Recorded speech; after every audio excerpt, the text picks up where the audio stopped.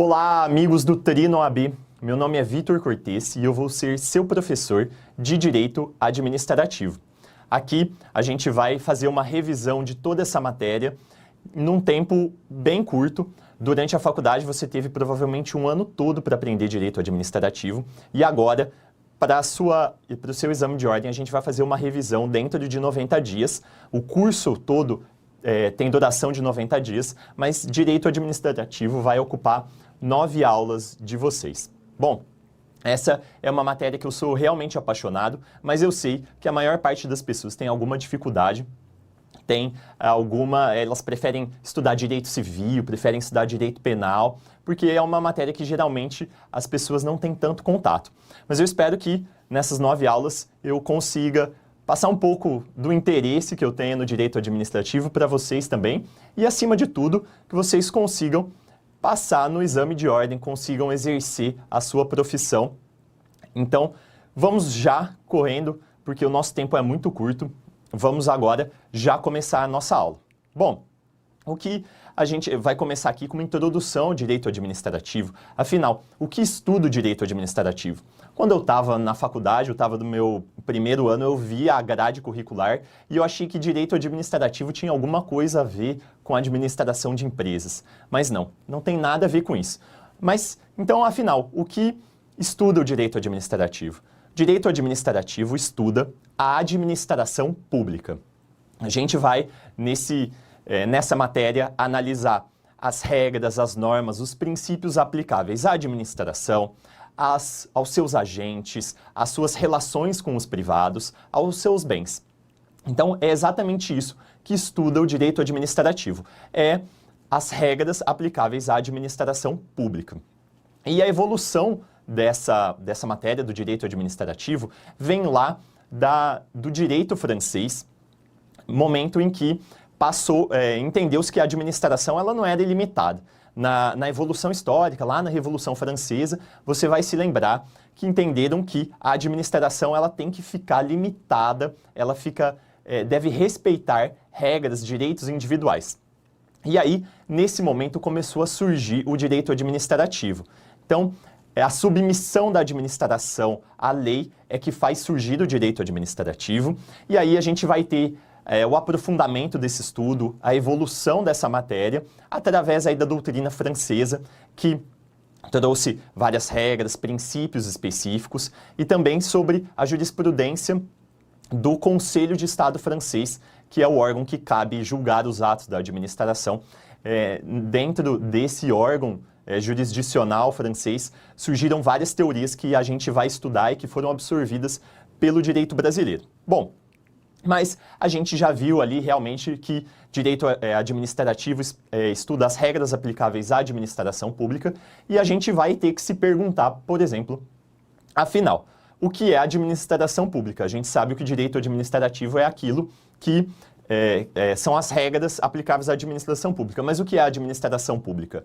A administração pública tem toda uma discussão sobre esse tema. Na doutrina, você vai ver, todo o começo da doutrina vai ter umas teorias, umas perspectivas para definir exatamente o que seria a administração pública. E a gente vai ter duas principais teorias. A primeira é o sentido subjetivo. Então, a administração são os órgãos e os agentes públicos que exercem atividade administrativa. Aqui, o enfoque é subjetivo. Por quê? Opa, voltou. Aqui, o enfoque vai ser subjetivo porque, para a definição de administração pública, o que importa é justamente os órgãos, os agentes públicos. Mas tem uma segunda teoria que vai falar um pouco diferente. Essa segunda teoria, que é o que a gente chama de sentido objetivo, vai falar que a administração pública é a função pública. É aquela função de perseguir o interesse coletivo e, então, seria esse o aspecto. Não importa se é feito por um agente público ou se é feito por um concessionário privado. A administração pública vai ser aquilo que é a função pública. Esse é um segundo elemento, então um segundo sentido para a administração pública. Bom, Em seguida, a gente já vai ter que analisar, já vai ter que pensar o que significa, então, se a administração pública ela tem o seu direito administrativo, qual é a peculiaridade disso? E aí é justamente nesse momento que a gente vai aprender sobre o regime jurídico administrativo, que é muito importante, é muito comentado na doutrina e também cai na prova da OAB. Mas o que seria esse regime jurídico administrativo? É o regime jurídico que a administração está submetida e que ele é caracterizado pela presença de prerrogativas e pela presença de sujeições. Todos esses regimes especiais, essas prerrogativas, esses privilégios que a administração tem e o particular não tem, todas essas sujeições, ou seja, esses deveres extras que uma pessoa, uma empresa, ela não tem que se submeter, mas que a administração pública, ela tem que se sujeitar a essas regras mais rigorosas, isso constitui o regime jurídico administrativo. Todas essas regras especiais, esse regime de prerrogativas e sujeições, tornam o direito administrativo diferente do direito privado. Então, é por isso que a doutrina entende que o regime jurídico administrativo é o conjunto de prerrogativas e sujeições a que a administração está sujeita para alcançar o interesse público e que difere o direito administrativo do direito privado. Quando a gente estuda o direito administrativo, a gente vai ter sempre em mente o que é a regra geral do direito privado e a gente vai se lembrar, mas não, aqui é a administração pública. Então a gente vai ter sempre regras especiais que podem trazer prerrogativas ou sujeições, como eu falei para você. E todas essas regras especiais, elas têm uma finalidade, que é garantir o bom funcionamento da administração e a persecução do interesse público. E aí a gente já parte para um segundo conceito. Bom, se a administração pública tem essas regras especiais para perseguir o interesse público, o que seria então o interesse público?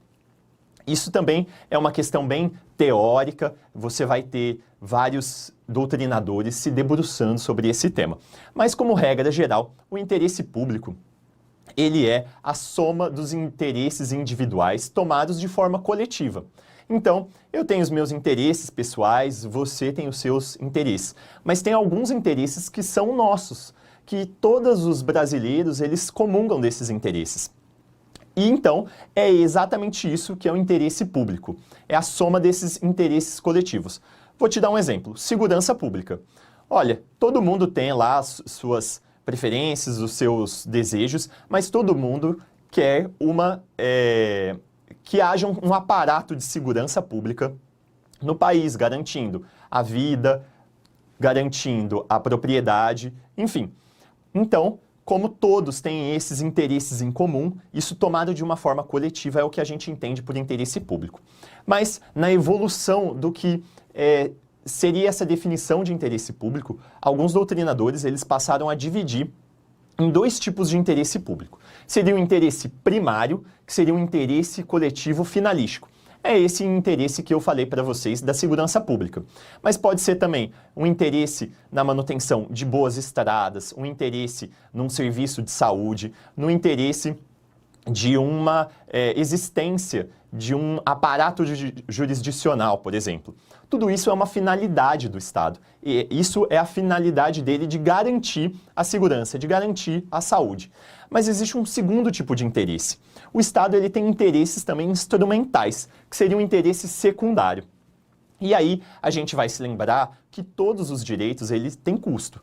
Para garantir a segurança, tem que ter uma equipe de policiais na rua, você tem que comprar viaturas. Tudo isso tem um custo e aí tem interesse financeiro do Estado. Para que o Estado consiga manter todos os seus interesses finalísticos, ele precisa de instrumentos para isso.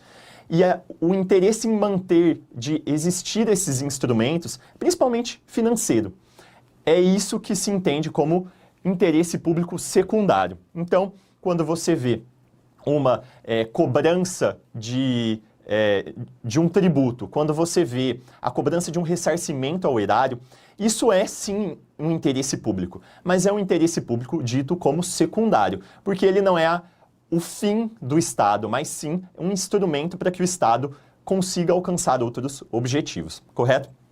Então, a gente vai ter esses dois tipos de interesse, e aqui a gente se lembra que o interesse primário, ele sim é o objetivo final do Estado, mas o interesse público secundário que garante a possibilidade de se perseguir o interesse público finalístico, correto?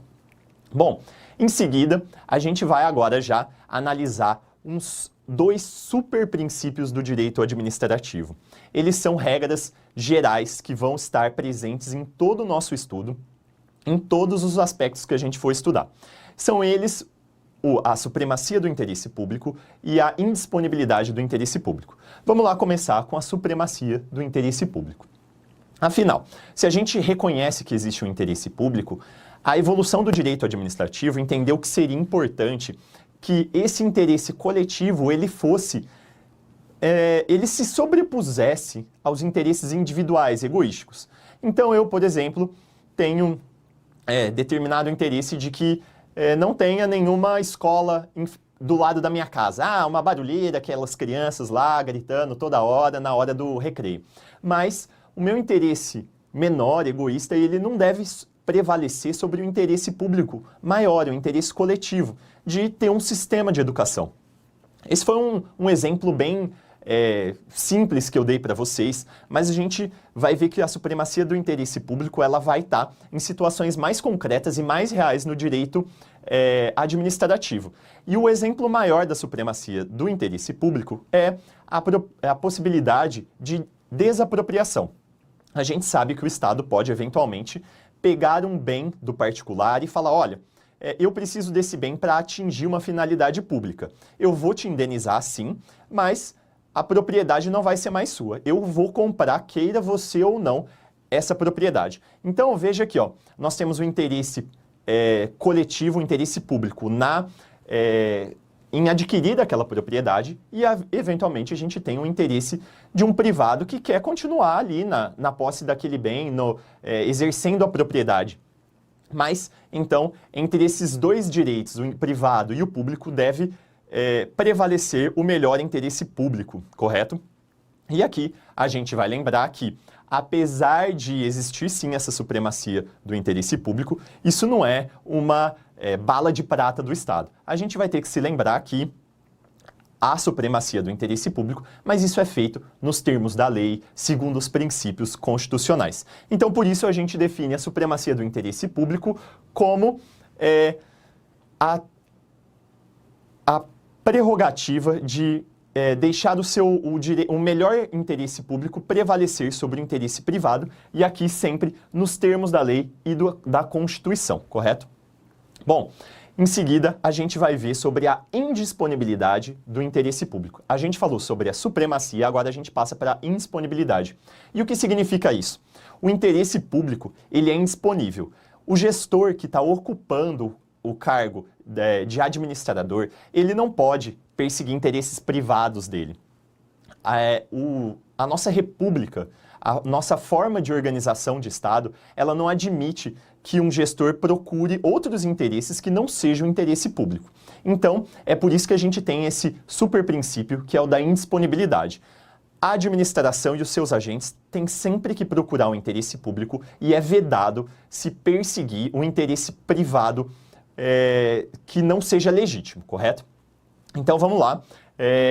Já passar para os nossos princípios expressos. O que são esses princípios expressos? Eles estão previstos na Constituição, no artigo 37, no caput da Constituição, no caput desse artigo 37.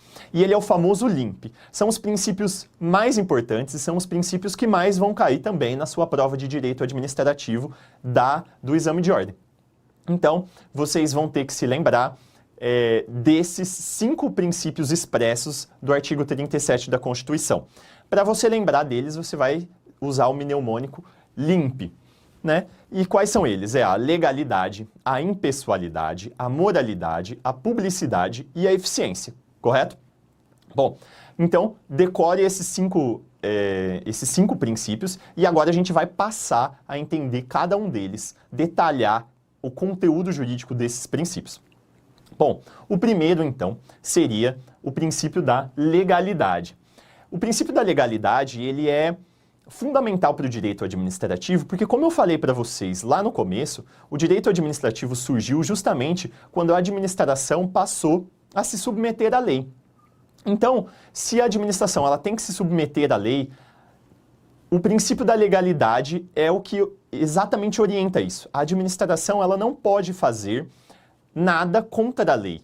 Aliás, a gente vai ter aqui um princípio diferente. A gente já ouviu falar, por exemplo, na legalidade aplicável no direito civil. Lá no direito civil, nas regras gerais, você vai ver que existe um princípio da legalidade que ensina que o particular ele pode fazer tudo aquilo que não esteja proibido em lei, correto? Mas aqui no direito administrativo a gente vai ter um aspecto diferente. Aqui a gente fala em legalidade administrativa, estrita legalidade ou vinculação positiva. O que significa isso? Significa que o administrador, ele não só não pode fazer nada contra a lei, mas ele só pode fazer justamente o que está previsto na lei. Então, a legalidade no direito administrativo ela é um pouco mais rigorosa. Ela proíbe não só a atuação contrária à lei, mas também exige que toda a atuação da administração seja conforme a lei, correto? E aí, a gente vai também lembrar umas ponderações da doutrina. Quando a gente fala em princípio da legalidade, a gente não está falando exatamente só da lei em sentido estrito. A gente está falando aqui de várias formas normativas. Então, uma parte da doutrina acha melhor falar em juridicidade. Por quê? Olha, a administração ela não vai aplicar, não vai estar submissa somente à lei em sentido estrito. Ela também vai estar submetida aos princípios constitucionais, ela também vai estar submetida a decretos infralegais. E é por isso, então, que a gente vai falar em um princípio da juridicidade. Na Constituição fala legalidade, é isso que vai cair na maior parte da sua prova, mas você tem que lembrar que não é só a lei ordinária. Você também tem princípios constitucionais que a administração também se submete e deve obedecer em todos os momentos. Bom, o nosso próximo princípio é a impessoalidade. E a impessoalidade, ela vai vedar que o agente público faça escolhas pessoais. Não, para a administração todo mundo é igual e todas as escolhas vão ser impessoais, correto? Não tem espaço para favoritismos, para preferências. Na administração tudo é impessoal. E isso é justamente para garantir a isonomia. A pessoa que está lá como gestor, como presidente, como governador, como prefeito, ela não pode escolher determinado servidor porque ele quer. Não, as escolhas têm que ser impessoais, correto? Bom, então esse é o princípio da impessoalidade, garante a igualdade perante a administração, lembrando aqui que sempre a gente tem em mente uma igualdade real, né? Não é só uma igualdade formal. Então, eventualmente, a lei vai fazer ponderações, trazer privilégios para determinadas classes desfavorecidas, mas sempre em nome da isonomia material, correto? Bom, e aí o nosso terceiro princípio do LIMP é a legalidade, impessoalidade, terceiro, moralidade. A moralidade busca uma conduta ética do gestor, uma conduta proba, correto? E numa sociedade como a nossa, numa administração pública, que a gente vê sempre escândalos de corrupção, de toda forma de mal feito no âmbito da administração, esse é um princípio essencial. Ou seja, o agente público, ele está ali, ele tem que agir de forma ética, de forma moral, correto? Em seguida, a gente vai se lembrar que existe uma súmula vinculante que é baseada justamente no princípio da moralidade. Imagina que a administração pública tem cargos que de livre nomeação, são os cargos comissionados. Esses servidores comissionados, eles não precisam ser necessariamente escolhidos por concurso público. Eles vão ser escolhidos pela nomeação de uma autoridade. Mas essa nomeação da autoridade, ela deve atender aos princípios. Então, ela deve atender à impessoalidade e à moralidade. E aí a gente tinha uma prática muito comum na administração pública e que foi abolida graças a essa súmula vinculante número 13, que é o nepotismo. O nepotismo é justamente indicar para esses cargos, nomear servidores comissionados que sejam parentes da autoridade nomeante. Então imagina que eu seja prefeito de um município e aí tem um cargo de assessor da prefeitura. E aí eu indico a minha irmã. Ah, minha irmã está precisando de emprego. Eu vou indicar a minha irmã. Não, isso é vedado. A súmula vinculante 13, ela fala que ofende o princípio da moralidade a nomeação de servidores comissionados que sejam parentes até o 3º grau, então cônjuges ou parentes sanguíneos ou por afinidade, até o 3º grau,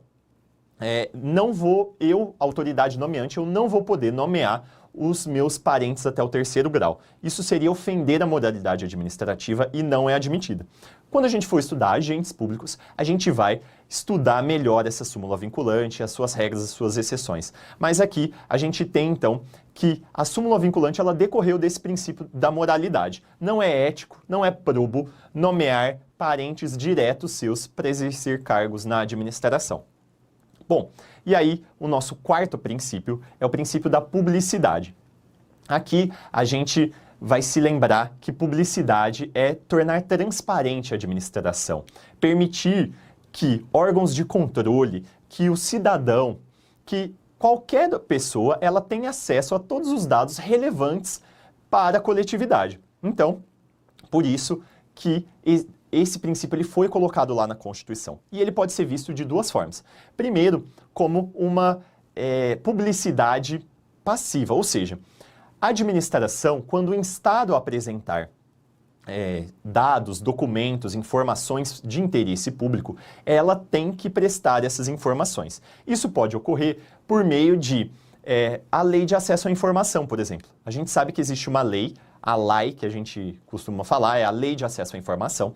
Ela obriga o administrador a, quando solicitado pelo particular, apresentar as informações, obviamente, desde que não sejam informações sigilosas, que sejam de interesse público.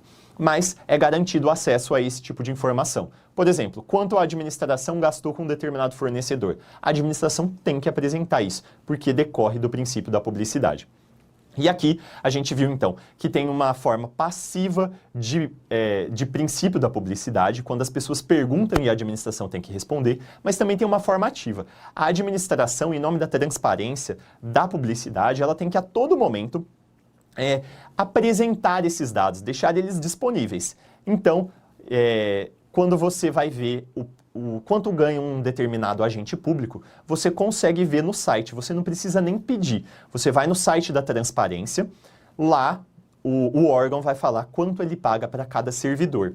Então, a administração tem que deixar esses dados disponíveis. Ela tem que apresentar, por exemplo, em sites, em relatórios. Isso também decorre do princípio da publicidade.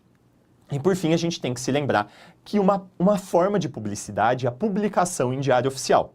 Ou seja, quando você está em um processo administrativo, lá perante a administração, eventualmente a administração vai chegar a uma decisão e ela tem que publicar essa decisão em diário oficial. Isso também é parte do princípio da publicidade. O princípio da publicidade não se esgota na publicação, mas é uma parte relevante. E a publicação ela é necessária para que essa decisão ela faça efeitos perante terceiros. Se a administração toma uma decisão e não informa ninguém, não publica, ninguém tem como saber dessa decisão. Então, por isso, a publicação é condição para a eficácia das decisões administrativas, correto?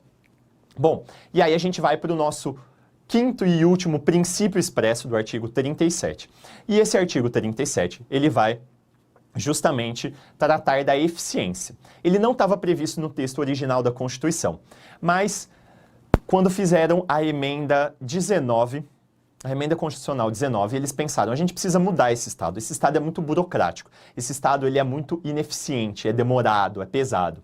Então, na época, resolveram fazer várias alterações na administração pública e uma dessas alterações feitas através de emenda constitucional foi a inclusão desse princípio da eficiência lá no artigo 37. E o que significa, então, esse princípio da eficiência? É que a administração tem que usar meios adequados e eficientes, meios que atinjam os objetivos institucionais. Então, quando a administração resolve fazer um hospital, ela tem que escolher formas efetivas para alcançar essa construção. Métodos de construção rápidos, métodos de construção mais baratos, para que a gente consiga, de uma forma eficiente, obter o melhor resultado possível com o menor número de dispêndios, correto? Esse é o princípio da eficiência. Ele se incluiu na Constituição quando houve essa mudança de um Estado burocrático para um Estado gerencial, um Estado eficiente, um Estado mais moderno, correto? Bom, e aí a gente já estudou os 5 princípios do LIMP, a legalidade, a impessoalidade, a moralidade, a publicidade e eficiência, mas a gente vai se lembrar aqui que existem outros princípios do direito administrativo. Aqueles são os mais cobrados no seu exame de ordem, não tenha dúvida, mas tem outros princípios que são relevantes e eles estão espalhados em vários lugares. Bom, eles podem estar espalhados na Constituição, na própria Constituição, não ali no artigo 37, mas em outros pontos. Eles podem estar espalhados em leis ordinárias, por exemplo. Se você olhar a lei do processo administrativo, você vai encontrar outros princípios lá também. Correto? Então, eles estão esparsos e tem alguns que são realmente aceitos, mas eles são somente doutrinários. E aí, como a gente não tem muito tempo, a gente não vai estudar a fundo todos eles, mas a gente vai falar, por exemplo, da autotutela, que é o princípio que fala que a administração tem o poder e dever de anular os atos que entendam ilegais. A administração fez uma decisão, mas aí acabou que depois analisaram bem e falaram, não, essa decisão ela é ilegal, ela ofende determinada lei. A administração pode, ela sozinha, independentemente da manifestação de ninguém, falar, vamos cancelar essa decisão, vamos anular essa decisão por vício de ilegalidade. É isso que diz o princípio da autotutela. O princípio da motivação vai falar que a administração, sempre que tomar uma decisão, ela tem que explicitar, demonstrar os motivos que levaram a essa decisão. Ela é muito importante para o controle que os cidadãos e os órgãos de controle vão fazer em relação à administração. Então, é necessário que se demonstre os motivos. A gente vai ver o princípio da continuidade do serviço público, que fala que, por ser essencial, o serviço público ele não pode parar. Não pode simplesmente falar assim, um município decidir. Não, eu acho que a gente não vai mais mexer com a área de saúde aqui. Não é importante. Não, é sim, e ela deve ser permanente, o serviço público. Então, esse é o princípio da continuidade do serviço público.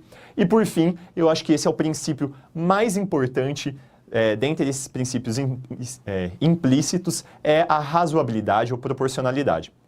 Bom, eles são muito parecidos, parte da doutrina fala que eles são um pouco diferentes, outra parte da doutrina fala que eles são a mesma coisa, mas o que importa dizer é que o princípio da razoabilidade, da proporcionalidade, entende que as medidas que a administração toma, elas devem ser adequadas a atingir os seus fins, elas devem ser ponderadas, ou seja, não deve, para alcançar um bem, uma finalidade, um valor jurídico, ela não pode infringir outros valores jurídicos igualmente relevantes.